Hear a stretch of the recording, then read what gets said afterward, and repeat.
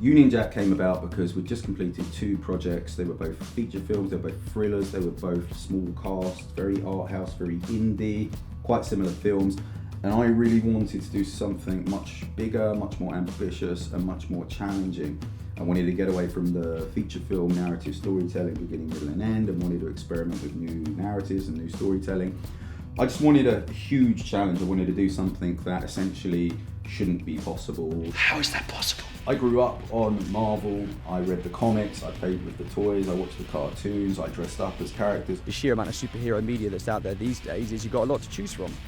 You go for this person, you go for that person, you go for a man, woman, people of different ethnicity, sexuality, you know, you can pick your person. As an adult, to see the Marvel Cinematic Universe come to life on screen was kind of a fanboy's dream come true. It really was something special. There was an emergence of fan films, and these were becoming increasingly popular, so we decided to do something that was going to be set in that Marvel Cinematic Universe. You had been talking about this project for a while, and it just seemed to fall in place. There's lots of things that the director wanted to include. He wrote the script as well. Marvel Easter eggs, Marvel nods, Marvel hooks, you could call them, that show the world, yes, we're part of the wider fabric of the Marvel Universe. Yes, it's an English character. Yes, it's done in a certain style, but it's still part of the wider MCU. So it's about knitting into a wider fabric. And if you're doing that, you have to be aware of the rules and the tenets and the tropes of that bigger canvas. Just getting vampires back into the MCU, because the MCU hasn't explored that, not since Blade, I'd say.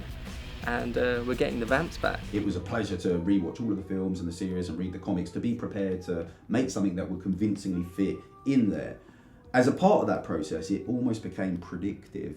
And what I mean by that is we started to write stuff or even film stuff, and then of course that would come out in the Marvel Cinematic Universe. So, and the very first bit of filming that we did was the Easter of 2018, and it was the first scene of episode 4 where Jack's doing some target practice, and then he gets shot by a tranquilizer dart. He gets shot by the dart and he falls down and goes, "Mother."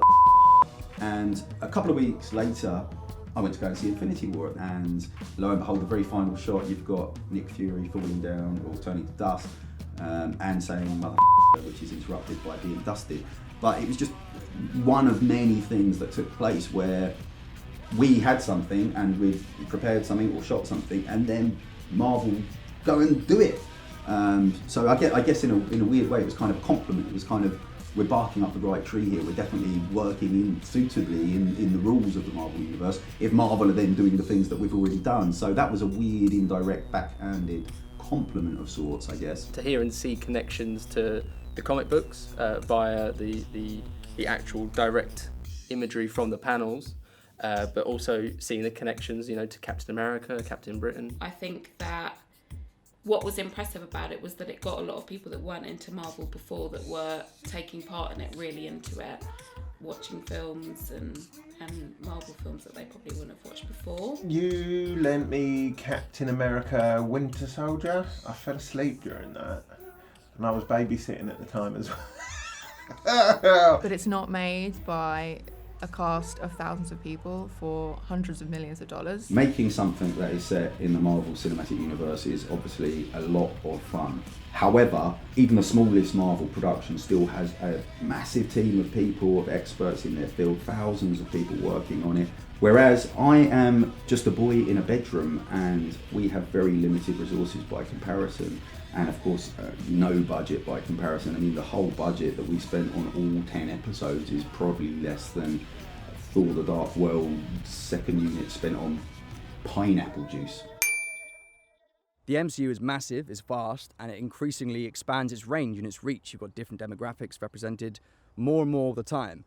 So the idea is the more it expands, the more space there is for new things to be introduced, like Union Jack.